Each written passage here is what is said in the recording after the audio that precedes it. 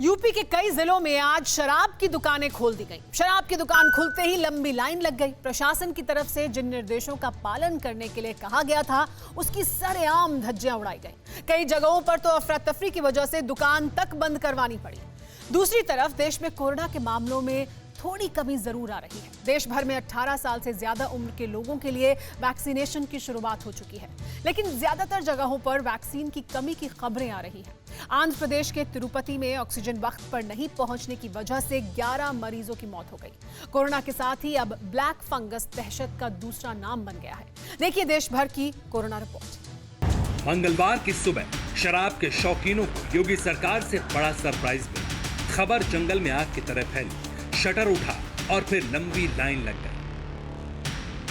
माहौल किसी जश्न की तैयारी जैसा था। नतीजा सब्र जवाब दे गया। कोरोना याद नहीं रहा और फिर जो हुआ वो आपके सामने है, तस्वीरों की शक्ल। कुछ दुकानों पर लाइन जरूर थी, लेकिन लोगों के बीच दूरी बेहद कम।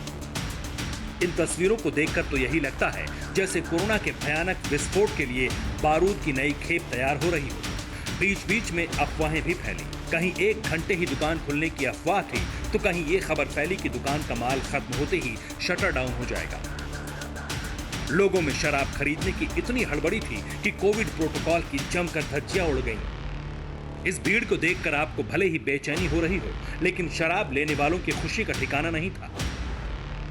सरकार ने ये ठेका खोलकर जो निर्णय लिया, इससे काफी संतुष्ट हैं हम लोग।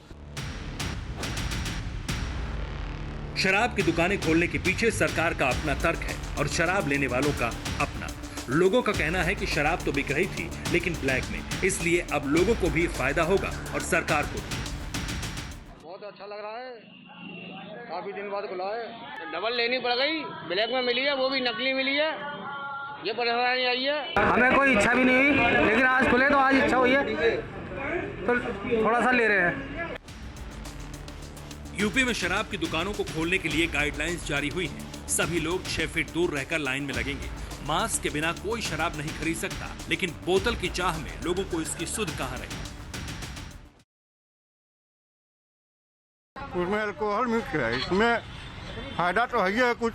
पब्लिक परेशान है, क्या किया है? दवाई वो भी तो दवा है। शराब की बोतलों पर स्वास्थ्य के लिए हानिकारक की चेतावनी तो बहुत पहले से छप रही है, लेकिन इस भीड़ को देखकर लगता है कि चेतावनी का बोर्ड अब शराब की दुकानों पर भी लगाने की जरूरत है, क्योंकि कोरोना काल में इस तरह से शराब खरीदना सिर्फ हानिकारक ही नहीं बल्कि जानलेवा भी हो सकता है। लगता है सरकार ने लोगों के विवेक पर ही सब कुछ छोड़ा है, इसलिए इस भीड़ को देखकर तो यही लग रहा है कि शराब की ये दुकानें कहीं वायरस का एपिसेंटर न बन जाए। शराब की हर बोतल की कीमत कोविड सेस के साथ चुकाने वाले लोग सरकारी खजाना तो जरूर भरेंगे, लेकिन डर ये भी है कि कहीं बोतल के साथ वायरस बिखर न पहुंच जाए। सवाल उठ रहे हैं कि योगी सरकार ने पंचायत चुनाव तो हाईकोर्ट के आदेश पर करवाए, लेकिन क्या शराब की दुकानें खोलने का आदेश भी कोर्ट से आया है? सवाल ये भी है कि जिस यूपी में सरकारी आंकड़ों में हर दिन 20,000 से ज्यादा नए कोरोना केस आ रहे हैं, जहां गांव-गांव तक कोरोना संक्रमण फैला है, वहां शराब की दुकानें खोलना कितना सही है? शराब पीने वालों का तर्क ये भी है कि देश में कोरोना का ग्राफ गिर रहा है, लेकिन इसकी वजह देश में टेस्टिंग को कम करना है। रिपोर्ट्स के मुताबिक दिल्ली, केरल, महाराष्ट्र, तेलंगाना, गुजरात समेत कई राज्यों में कोरोना टेस्टिंग की संख्या को कम कर दिया गया है, लेकिन दूसरी तरफ देश में संक्रमण की रफ्तार बेहद तेज है। सोमवार को 18,50,110 सैंपल टेस्ट किए गए। 24 घंटे में कोरोना के 3,29,942 मामले सामने आए। 3,876 मरीजों की इस महामारी से मौत हुई है। करीब 3,55,000 लोगों ने कोरोना को मात दी है। त्रासदी के दौर में सुकून की खबर यही है, कोरोना का संक्रमण भले ही तेजी से फैल रहा है, लेकिन कोरोना से ठीक होने वालों की तादाद भी बढ़ रही है। देश में ऑक्सीजन की कमी को पूरे करने के दावे, दवा और इंजेक्शन की सप्लाई बढ़ने के बाद जो रिपोर्ट सरकार को मिली, उसके मुताबिक देश में रिकवरी रेट में तेजी आई है। इसी वजह से भारत में एक्टिव केसों में कमी हुई है। 24 घंटे में देश में एक्टिव मरीजों की तादाद 25,000 कम हुई है। हालांकि अब दूसरी हकीकत ये भी है कि अस्पतालों का हाल देखने के बाद लोग घरों में ही इलाज करवा रहे हैं और कई गांवों में लोग रहस्यमय बीमारी मानकर हालात से समझौता कर रहे हैं। अब बिहार के सुपौल की हालत देखिए। त्रासदी के इस दौर में लोग ऑक्सीजन की कमी से मर रहे हैं। यहाँ 6 वेंटिलेटर कबाड़ की तरह पड़े। 10 महीने से यहाँ वेंटिलेटर्स धूल फांक रहे हैं। ये सब पीएम केयर फंड से खरीदे गए थे, लेकिन स्वास्थ्य विभाग इनका इंस्टॉलेशन नहीं करवा पाया। सुपौल के सदर अस्पताल में न ऑक्सीजन की लाइन बिछाई गई है, न किसी को वेंटिलेटर ऑपरेट करने की ट्रेनिंग दी गई है। राजस्थान के भरतपुर में तो हद हो गई। यहाँ पीएम केयर फंड से आए वेंटिलेटर को प्राइवेट अस्पताल को दे दिया गया है, बदले में किराया वसूला जा रहा है। कि प्राइवेट हॉस्पिटल भी जो हैं वो आज की डेट में कोविड की जो हमारी सपोर्ट कर रहे हैं वो कहीं ना कहीं इस महामारी में लोगों की जान बचाने का काम ही कर रहे हैं। और जहाँ तक का आप अमाउंट की बात कर रहे हैं हम उसको रेगुलेट कर रहे हैं, आगे भी कर देंगे। शाह के जिला आरबीएम अस्पताल की तरफ से 10 वेंटिलेटर प्राइवेट हॉस्पिटल को दिया गया है। हर दिन एक वेंटिलेटर का 2000 रुपए किराया लिया जा रहा है। जिला आरबीएम अस्पताल में इस समय 60 वेंटिलेटर हैं, जिसमें से 20 वेंटिलेटर कोरोना वार्ड में लगे हैं और 20 वेंटिलेटर आईसीयू वार्ड में। लेकिन ऑक्सीजन पाइपलाइन नहीं होने की वजह से वेंटिलेटर बेकार पड़े थे। देश भर में 18 साल से अधिक उम्र के लोगों को वैक्सीन देने की मुहिम शुरू हो गई, लेकिन इतनी बड़ी संख्या के लिए वैक्सीन का प्रोडक्शन और सप्लाई बड़ी चुनौती है। दिल्ली से मुंबई तक वैक्सीन का स्टॉक एक बड़ा मुद्दा बन चुका है। मुंबई के गोरेगांव में नेस्को वैक्सीनेशन सेंटर पर बोर्ड लगा दिया गया है, जिस पर लिखा है इस सेंटर पर वैक्सीन का स्टॉक नहीं है। ऐसे में जिन लोगों को दूसरी डोज लगनी थी उनकी चिंता बढ़ गई।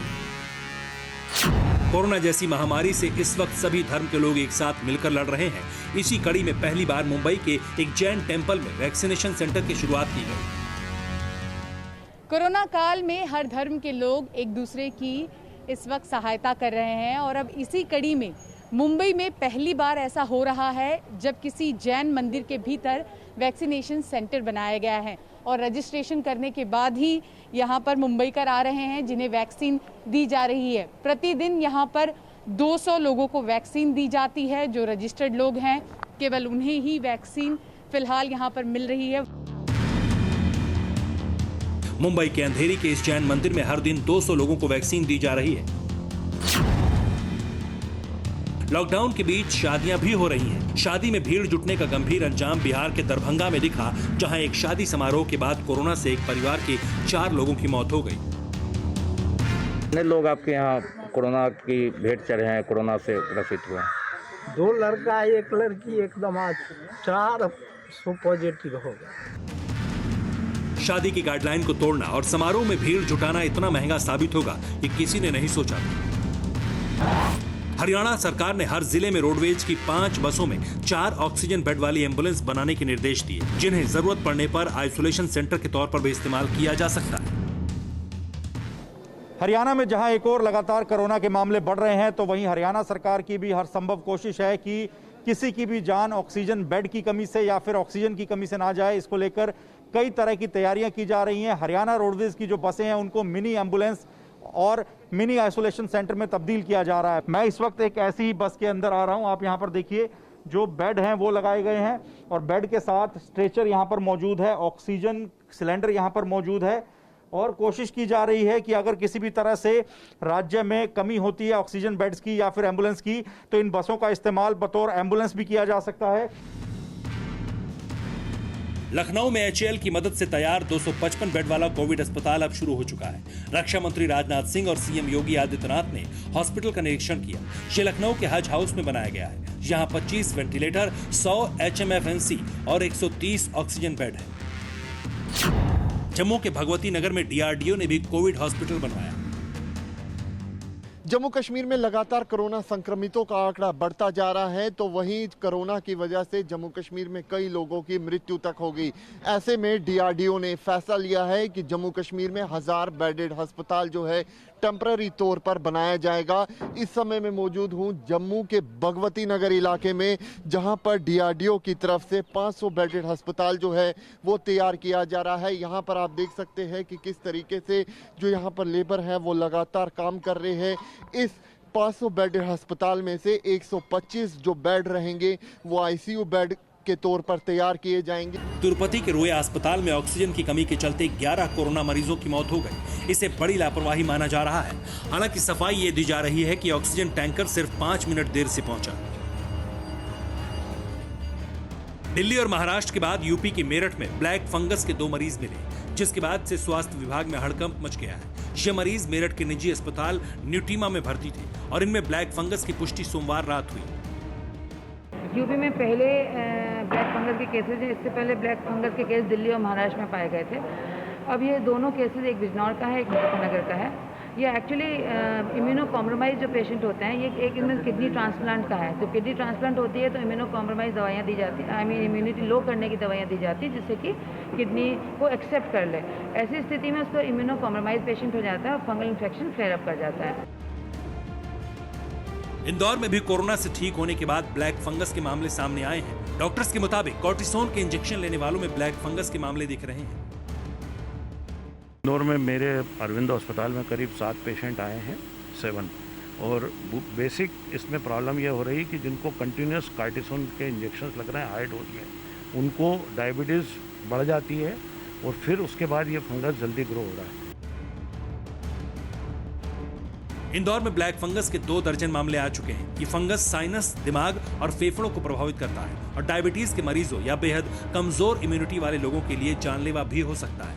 ये कोरोना से उबर चुके मरीजों को फिर से बीमार कर सकता है। जिन लोगों को कोरोना के इलाज में हैवी स्टेरॉइड दी गई है, उनको इसका खतरा ज्यादा रहता है। Bureau report, TV9 Bharatvarsh. परवाह देश की, सोमवार से शुक्रवार रात 10 बजे TV9 भारतवर्ष पर।